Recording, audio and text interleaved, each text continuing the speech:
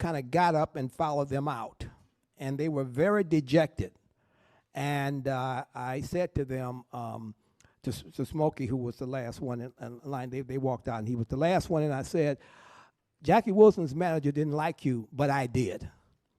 And he looked at me like, so what? You know, I mean, you know, he said, yeah, well, you liked her, so what? Who are you? And so I said, my name is Barry Gordy. And you said? I said, you mean Barry Gordy, who writes all those songs for Jackie Wilson? And you said?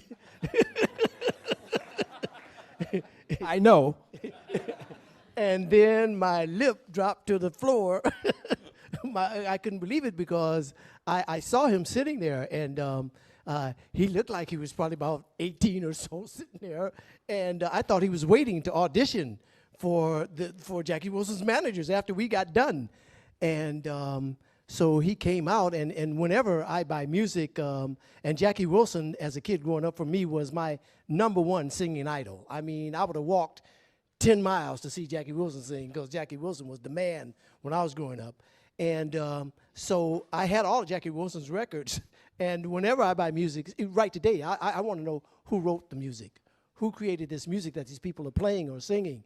And I've always done that since I was a little boy. I used to, you know, I grew up hearing like I had 2 older sisters, and they played like jazz music. And first voices I heard were like Sarah Vaughan and Nat King Cole and Frank Sinatra, Billy Eckstine. But the songs were being written by George Gershwin and Cole Porter and people like that. But I always wanted to know who wrote that music.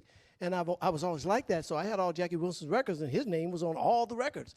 So when he told me he was Barry Gordy, I mean, I could not believe, how could this guy be Barry Gordy? And he told me he was Barry Gordy, and just took my breath away. But he was him.